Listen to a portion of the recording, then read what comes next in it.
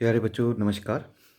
आज मैं आपको कुछ संख्याओं की परिभाषाएं बताऊंगा। ये जो परिभाषाएं हैं ये किसी भी कक्षा के लिए उपयोगी हो सकती हैं, जैसे कि छठी कक्षा, सातवीं, आठवीं, नौवीं और दसवीं। इसके अलावा भी ये परिभाषाएं महत्वपूर्ण हैं किसी भी प्रतियोगिता परीक्षा में गणित हल करने के लिए या उसके कुछ प्रश्नों के उत्तर देने के लिए आपके ये बहुत फ़ायदेमंद हो सकती है। तो शुरू करते हैं।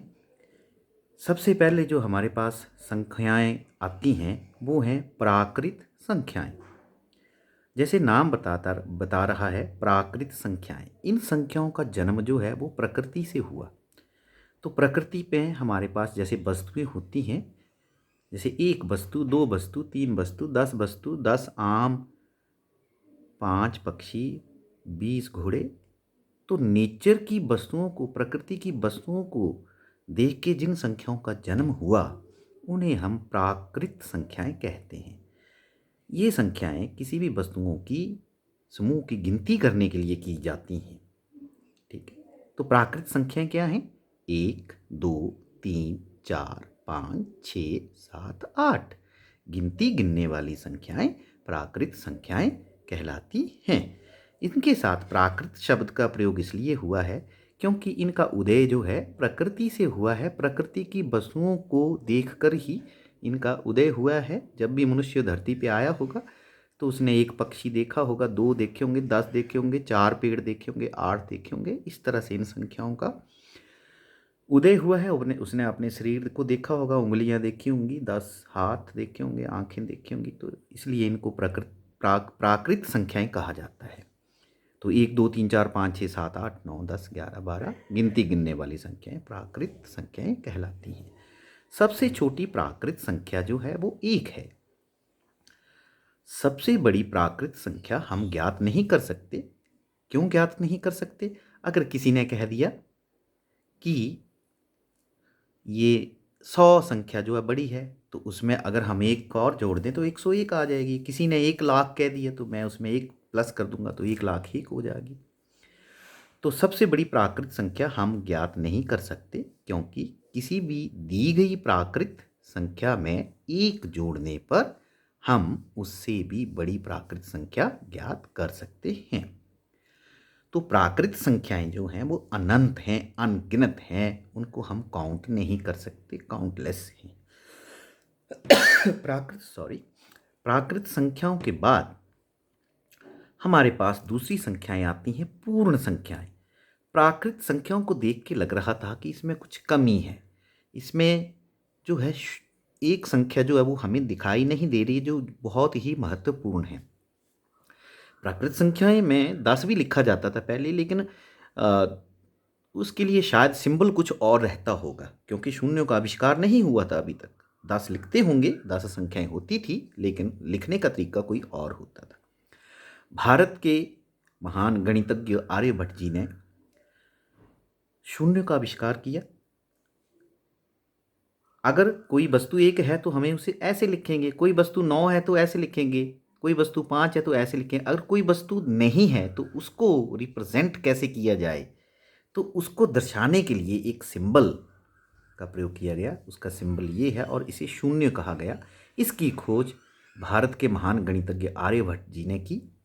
और जब प्राकृत संख्याओं में इसे भी जोड़ दिया गया तो जो संख्याएं हैं उनमें हमारे पास इस प्रकार की संख्याएं प्राप्त हो गई, जो 0, 1, 2, 3, 4, 5। अब इसे 1 से पहले क्यों रखा गया, बाद में कहीं और जगह क्यों नहीं फिट कर दिया गया? क्योंकि अगर कोई वस्तु 1 है तो उसको इस चिन्ह से हम प्रदर्शित करेंगे, और कोई वस्तु नहीं है तो इसे चिन्ह से करेंगे। तो ये संख्या जो है यहीं से शुरू, यहीं इसको स्थान मिलना चाहिए। ठीक है, 2 को यहाँ मिला है, 3 को यहाँ मिला है, तो कम करते जाएंगे। ये 2 वस्तु, 1 वस्तु, कोई वस्तु नहीं, तो इसको यहाँ स्थान मिल गया। तो प्राकृत संख्याओं में शून्य को शामिल जब हमने कर दिया तो इस प्रकार जो संख्याएं हमारी बनी उन्हें हमने पूर्ण संख्याओं का नाम दे दिया। जब इन संख्याओं को ध्यान से देखा तो आप देख रहे हैं कि इनमें सबसे छोटी संख्या जो है वो, सबसे छोटी पूर्ण संख्या जो है वो 0 है, और सबसे बड़ी पूर्ण संख्या हम ज्ञात नहीं कर सकते। क्यों नहीं कर सकते? क्योंकि कोई वही जो पहले कारण दिया है प्राकृत संख्याओं में कि एक संख्या अगर हमें दी होगी, किसी ने 1 लाख दे दिया तो हम 1,01,000 बोल देंगे, किसी ने एक उससे भी बड़ी संख्या बोल दी तो हम एक प्लस करके। तो सबसे बड़ी पूर्ण संख्या हम ज्ञात नहीं कर सकते, और पूर्ण संख्याएं भी अनंत हैं, अनगिनत हैं, इनको हम काउंट नहीं कर सकते। तो इस प्रकार प्राकृत संख्याओं में शून्य को मिला दिया तो इस प्रकार जो ये संख्याएं प्राप्त होती हैं उनका नाम पड़ गया पूर्ण संख्याएं। अभी भी संख्याएं जो हैं कंप्लीट नहीं लग रही थी, हालांकि इनका नाम पूर्ण संख्या है, लेकिन अभी भी संख्याओं में कोई कमी थी। जैसे दिन का उल्टा भी होता है रात, और खट्टे का उल्टा भी होता है मीठा, ठीक है, विजय का उल्टा भी होता है हार। तो इसी तरह जो गणितज्ञ थे उन्होंने सोचा कि एक का भी कोई उल्टा हो सकता है, दो का भी हो सकता है, तीन का भी, चार का भी, पांच का भी। तो उसके साथ एक के उल्टे के साथ माइनस का चिन्ह लगा दिया गया। इसी तरह दो के साथ -2, इसका उल्टा हो गया। तीन का उल्टा -3 हो गया। उल्टा तो मैं नहीं कहूँगा कि उसका भी दूसरी साइड का भी नंबर हो सकता है, ठीक है। उल्टा का मतलब कुछ और हो जाएगा। इसी तरह 4 है तो -4 भी है, 5 है तो -5 भी होगा, 6 है तो -6 भी होगा। तो प्राकृत संख्याएं ली और उनकी ऋणात्मक संख्याएं ली और बीच में 0 को रख दिया। प्राकृत संख्याएं देखिए इस तरफ है, 1 2 3 4 5 6 7 8, और शून्य बीच में है। और प्राकृत संख्याओं की माइनस संख्याएं इस तरफ लिख दी, -1 -2 -3। इस तरह से भी हमें एक प्रकार की संख्याएं प्राप्त हो गई, जिसमें प्राकृत संख्याएं शामिल हैं, उनकी ऋणात्मक संख्याएं शामिल हैं, और साथ में शून्य भी है। तो प्राकृत संख्याओं में उनकी ऋणात्मक संख्याएं मिला दी और बीच में शून्य रख दिया। तो इस प्रकार प्राप्त संख्याओं को हम पूर्णांक कहते हैं, जिसे इंग्लिश में इंटीजर्स करके भी जाना जाता है। अब यहाँ पे ये इस तरफ चले जा रही हैं, ये इस तरफ चले जा रही हैं, शून्य बीच में है। तो सबसे छोटी प्राकृत संख्या भी हम ज्ञात नहीं कर पाएंगे, और सबसे बड़ी प्राकृत संख्या भी हम ज्ञात नहीं कर पाए। इस तरफ ये बढ़ती चली जाती हैं, इस तरफ ये कम होती चली जाती हैं। तो सबसे छोटी कौन सी आएगी? वो -4 -6 -10 -1,00,000 माइनस चलती चली जाएंगी। सबसे बड़ी भी हम ज्ञात नहीं कर सकते, 1 2 3 4 5 से 1000, 1001, 1,00,000, 1,00,000। तो हम सबसे छोटी और सबसे बड़ी पूर्णांक, या सबसे छोटा या सबसे बड़ा पूर्णांक हम ज्ञात नहीं कर सकते। सबसे छोटा और सबसे बड़ा पूर्णांक हम ज्ञात नहीं कर सकते। पूर्णांक अनंत हैं, ये भी बहुत ज़्यादा है। जो जमा वाले हैं, प्लस वाले हैं, उनको हम धनात्मक पूर्णांक बोलते हैं। 1 2 3 4 5 6 ये धनात्मक पूर्णांक हैं। और ऋणात्मक पूर्णांक कौन है? -1 -2 -3 -4। और एक बात ध्यान देने वाली है, जो शून्य है जिसको हम 0 बोलते हैं, ये ना तो धनात्मक है और ना ही ऋणात्मक।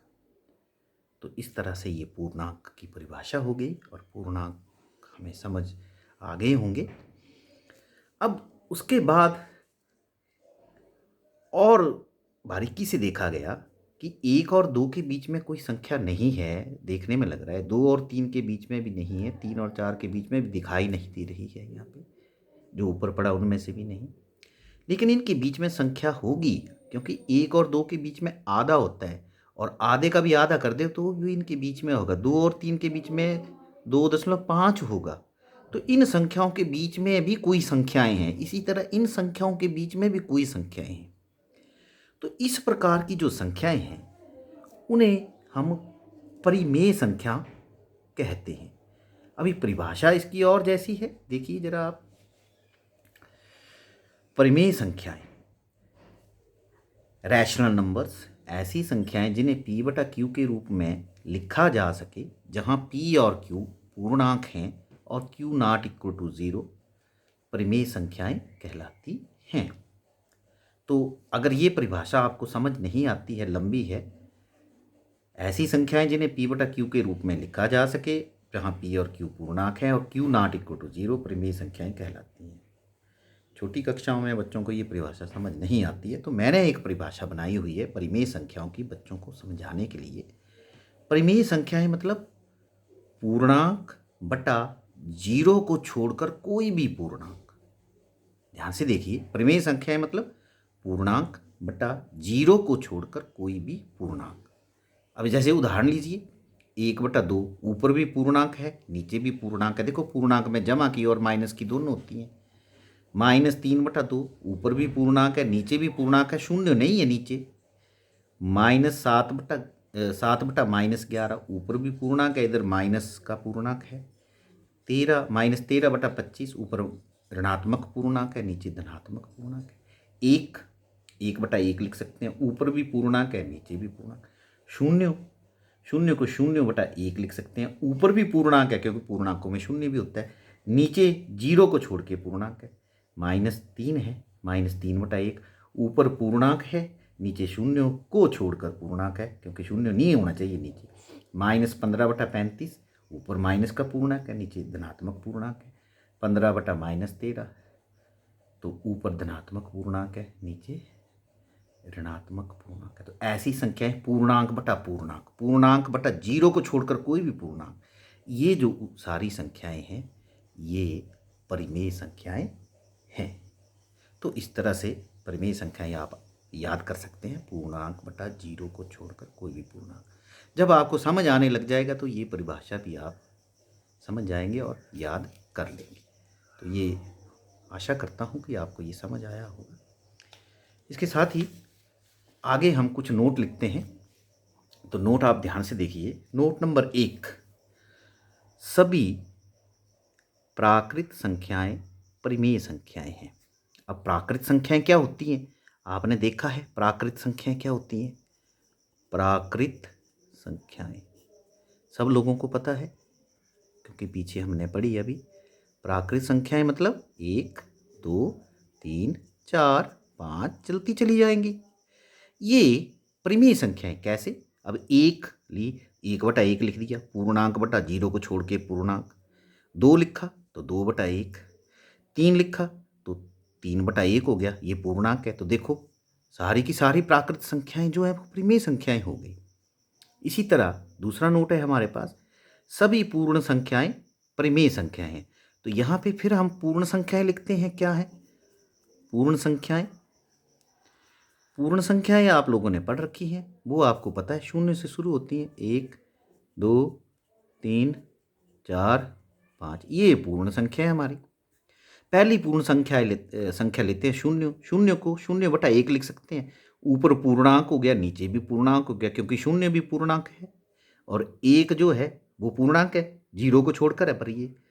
इसी तरह 1 को 1/1 लिख सकते हैं, इसी तरह 2 को 2/1 लिख सकते हैं।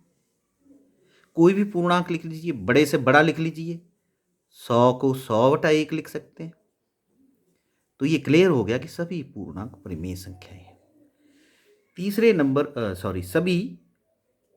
सभी पूर्ण संख्याएं परिमेय संख्याएं। ध्यान दीजिए, कभी कभी मैं पूर्णांकों की जगह पूर्ण और संख्याएं और पूर्ण संख्याओं की जगह पूर्णांक शब्द का प्रयोग कर देता हूं, तो लिखा वैसे सही होता है इसमें।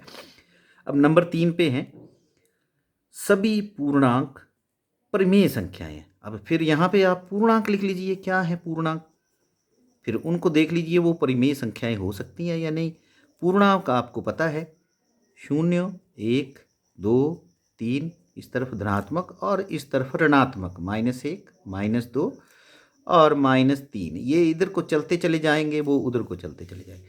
कोई पूर्णांक उठा लीजिए आप, जैसे -7 उठा लिया, या -7 लिखा नहीं है हालांकि, -7 पूर्णांक उठा लीजिए तो -7 को -7/1 लिख सकते हैं, पूर्णांक बटा पूर्णांक परिमेय संख्या हो गई।